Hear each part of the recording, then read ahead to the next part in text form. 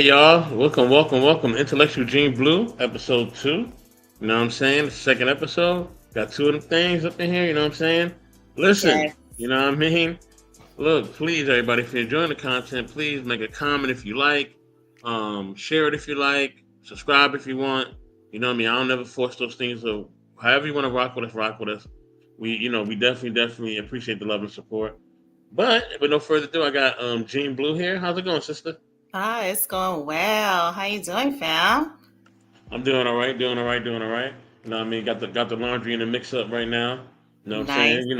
nice, Got nice. you got to handle the home chores and duties sometime. You know what I'm saying? So yeah, Absolutely. um, Absolutely. That's part of self-care. It's part of loving ourselves. So yeah. facts, big facts on that one. With that being said, this is episode 2 of us, doing our pre-records. Okay, I have a video as always, right? And as always, my guest never knows what the video is about. Okay, so yes, I'm springing it up on her. It's all good. She's not upset. All right, but let me get to this video. And it's a video that I seen earlier today, and it had me thinking. It had me thinking about a lot of different things. You know what I mean? I've seen this Ah, clip before, but yeah, it was very inspiring. So you know what I mean? Let me throw out my my video, put on my fair use banner really quickly. Okay. Boom. This is from one of our great artists of our time, Big Crit. Okay, and it's something that he did about just, what's going on with the police and people of color. Let's mm. give it a listen, y'all. Fair use is always fair use, fair use. You know what I mean? Shout out to Alchemy Evolution. Salute, salute. You know what I mean? Thank you for, sharing this content as well. And for always sharing content with me, I definitely appreciate you. You know what I mean? So, yeah, let's get into the video. Has been crying and they gonna keep crying. Black folk been dying and they gonna keep dying. Police been firing and they gonna keep firing. The government been lying and they gonna keep lying. Propaganda, news channels, that shit is all for show. Camera phone videos is like all we know. Diluting what the eyewitness might really say because the whole world saw a murder yesterday. Now your account ain't what it used to be. According to them, your eyes can't adjust to the violence that you used to see. Police brutality is all in your mind. And the tactics that they use only look worse and rewind. People die every day, you should get used to it. Hands behind your back, face down, they still say you shoot. Can't breathe, need where your neck be like why you moving. Kids in your car headed home like what you doing. Like why you chilling? Your feelings. Why you smiling when I'm so serious? I hate patrolling your space. Like, why you living? Stop asking questions. Why you filming? You look suspicious. I think you dealing. Step out the car. Fit the description. Someone I feel I needed killing. Blood on the curb. I needed spilling. Another civilian. Another not guilty. Another t-shirt. Another rap lyric. Another life gone. I can't forgive it.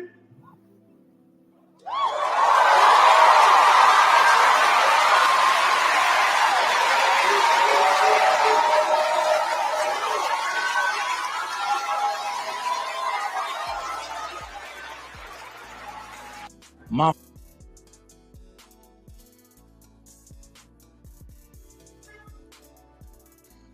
Wow. Wow is right. Ooh, That's man. deep. What you think about that, sister? Wow. Let's talk. Let's build. Wow. Okay, there's so much to unpack. So much to unpack. I think for me, the first thing is to really hear our Black men stand up and just to even know that he was wearing the uniform on when he was saying that. I was just like, see, I'm not a man, nor am I a Black man, but I love our brothers. I love my brothers. And God, it's just so powerful in his words, powerful in his feelings, powerful in his emotions of really what's going on if you break down the words of what it feels, right? To walk around and all the police brutality that's been happening. I mean, I remember being, I think, 18 and Rodney King was the first experience that I experienced. Not that I was in LA, but it was riots happening because of what was going on. Yeah, that's a lot. That's totally a lot. You know, and for the moms that have our sons, our brothers, our uncles, our dads, our nephews, our cousins, you know, when they're walking around in the street, and just the amount of power and strength of just being a Black man walking in the street. You have to watch out your community. I mean, you know, the only things I feel as women is we get when we get into these stores, right? Certain stores, right? And that's why it's so important to shop for our local Black communities, in our local Black communities, giving back to our communities, and forgetting, right, with these names and these labels and all this stuff, right? When he was talking about the propaganda is those labels, those Gucci's, those Pradas, right? And I'm just like, wow, you know, what would we do if we wouldn't spend our money and giving it back to them people and putting it back into our own hands and our own community? Wow. But okay. So, sister, what about when they say, but people of color, y'all bring that on yourselves. Y'all bring the brutality and all that on yourselves, right? If your music wasn't so loud, if your hair wasn't braided, right? You know what I mean? If you wasn't driving in a certain neighborhood, we wouldn't even profile you. You know what I mean? If your clothes weren't worn a certain way, right? If you didn't have certain jewelry on or whatever, you know what I mean? If you're a female and you didn't have color hair, right? We would leave y'all alone, right? What is the response when they say we bring it on ourselves? As asinine as that sounds, right? What do we say when they tell us that? You know what? And the thing is that we are still fighting, right? Our Black men are still fighting. A woman of color is still fighting, whether it be in the workplace, in the streets and stuff like that. Like, we're still fighting for identity. Meanwhile, you know, I mean, I'm going to say it, but I ain't even going to say it, right? But I'm going to say it. So we stay, and I'm talking about, you know, when you grow up in the hood and you stay in the hood, and when you don't know nothing else about the hood, that's where you're at.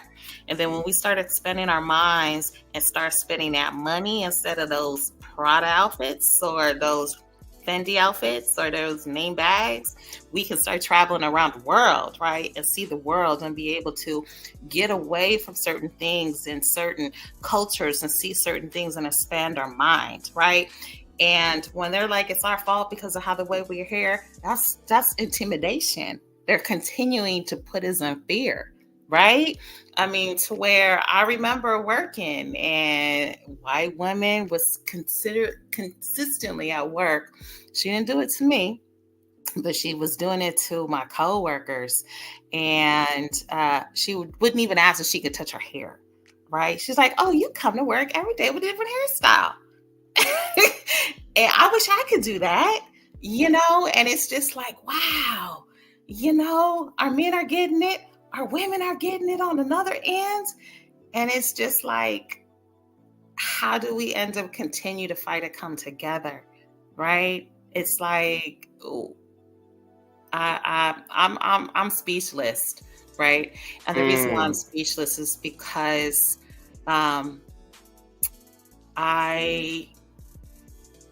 I have not experienced it, but I've seen my close friends and family experience this, right? And, you know, I have a son that walks through this world identifying as a Black man. I have my daughter who walks around this world as a Black woman. So I see it, you know, and from racism in jobs, of how you have your hair, or when my daughter walked into work and had her hair a certain way. But it's like, they don't understand us, but yet they want to steal our culture. They want to steal our identity because they have no flavor, right? I mean, it goes all the way back down to the colonizers, right? Mm. And they're still try and colonize us, from the music to the dressing to the clothes to the sound to the how we look to the women's body. I'm just like, Mm. wow, we really don't know that we are the shape of the world from the beginning of time, from music to acting. And Mm. it's not talked about. The good things are not talked about. The good things are never Mm. revealed. The good things are shown at all. You know, I had went to a museum a couple weekends ago, and it's, you know, I've been popping up in these museums to kind of see what's going on, if there's any changes. And you know what? The colonizers are still colonizing up in there, and they Mm. will not show what even Black inventors are. So our kids are still, this generation, are going on field trips and going to these museums and still not being told the truth. The inventors of the airplane, or the first woman to solve one of NASA's solutions or problems, like none of this good Mhm. stuff from way back then is talked about. And it's like, how do we keep on encouraging this generation, our generation, and each other as brothers and sisters, and loving each other? I mean, how do we do that? So, so let me ask you a question. Is that our problem, or is that a society problem, or is it a combination of both? That's what a society problem of how getting profiled Of as how it's of our what's put fault. out there, what images of us are put out there, whether it's in a museum, whether it's musically, whether else, right? Is it up to society to change that, or is it up to us to change it, or is it both? You know what? I think it's up to both, right? And Mm. I think it, but really on us too, because it really Mhm. depends on how loud our voice is to be heard. What type of movement are we gonna make with each other, for each other, or for some type of Mhm. movement? And just like the Me Too movement, right? I mean, we know how that started. One, and that was just a text message. That was like hashtag, you know, Me Too. And from then on, it started a whole movement. It started a whole movement just with that one little hashtag, and she wasn't even Mhm. thinking about it. So it's like these little things that can be a big thing, is that how can we come back into the communities that we are? What are we putting into the communities? So we talk about gentrification, right? Is that our Mhm. fault? Is that our problem? Is that society? Can we change Mm. that? Do we have control over that? Can we get our voices heard, or do we feel our voices won't be heard, so we don't do nothing, or we don't say anything to anyone? Mm. I mean, you know, it kind of plays that too. What places in society do we play a role? And are we Mm. playing a role to change a certain spectrum, a certain aspect, or a certain area? Or Mm. is it only when something ain't right is when we want to fight, instead of consistently working towards a change, whatever that change may Mm. be? I mean, why wait for something huge, for something happen, in order to step up and make a movement? I think we should be making movements every day. Mm. Wow. Wow. Now, okay. So when it comes to police brutality, right? Hmm. In what ways do we fight to combat that? You know what I mean? In a way where we may not, where we don't have to possibly lose our life, right? How Right. can we combat that without losing our lives, if that's even possible? Well, you know, there is you know, I'm not giving any props. I don't really know the name, but I might to look it up. But there is an organization in the Bay Area, in the East Bay, where they work with incarceration, right, to help fight incarceration. And if we really talk about, you know, the lineage of incarceration, where did it start from, right? Because we have to understand that it was created for the Black and brown, right? For the ones that, like, you know, like we talked about before, the society and how the way things are set up, it ain't set up for the masses. It's set up for the minority and the majority, right? So, And until Mm. we get out of whatever cycle we on to get out to kind of make it to the top, whether it be our education, where it's always filling ourselves up with something to make the next step better than the next step, to make the next step better is the only way that we're going to do it. And that's why I said our fight needs to be every day. Whatever that personal internal fight is, or whatever mission and purpose that we is that do we choose? So it goes back to the beginning. Do we choose to stay where we are at, or do we have a choice and options? And are we taking any choices and options that we want to do? Or are we being lazy? Has society created us in a way to make us lazy and fall back and not really want to do anything and just be comfortable and not have to worry about changing or growing because it's too much effort? Wow. Wow. Because ultimately, in doing that change, there's going to be things that we're going to do socially, politically, right? Yep. Going to be more active in those type of fields, Yep. and really have a voice out there, somewhat on the type of tip that Dr. King was on. You know what I Yep. mean? That Malcolm X was on, Medgar Evers was on. We I don't want us to go down the Black Panther route, but if need be, if we have to bear arms, then that may have to be a route as well. You know what I'm saying? Absolutely. Unfortunately. Absolutely. And Because there's we don't organizations. want to see nobody lose their life. You know what I mean? No, absolutely not. And there's organizations out there, and like we talked about on the last one was you have to do your research, right? Figure out what your Exactly. passion is. Figure out what, because Yep. there's so much that we can fight for. And if there's so much we can fight for, we can get overwhelmed. And that overwhelmment is the one that makes us stagnant and make us like, wait a minute, right? Focus on one thing at a time, just like your individual growth or certain things that you're working on. You only work on one things at a time. Because me personally, I don't believe in multitasking. I don't even think multitasking should be a thing, is a thing. But you see how society creates things that makes us think multitasking is a thing. And if you're not multitasking, you're not getting anything done. That's not true. I don't Mm. believe that at all. So I don't believe in multitasking. I really focus on what's now and in the future because that allows me to focus on the moment now and figure out what am I passionate about right now? What am I feeling? And what group or friends or organizations are out there that believe in my mission and my purpose? And there are. There's organizations out there that are already, working on mass incarceration. There's, organizations all now that within the community, the Me Too movement, there's stuff out there. And I think that's where we have to go back and see what is in our community and see how much we want to put the work in to make a change within our society or just within our community or within ourselves and our families. Absolutely, family. Absolutely. And those are things that we have to continue to strive for.